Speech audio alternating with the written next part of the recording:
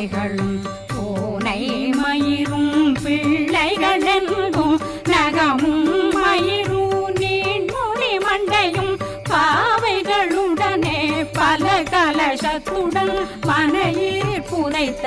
வஞ்சனை தன்னையும் ஒட்டிய செருக்கும் ஒட்டிய பாவையும் காசும் பணமும் காவுடன் சோறும் போதும் வஞ்சனமும் ஒரு வழி போக்கும் அடியனை கண்டால் அனலே குலைந்திட மாதான் வஞ்சக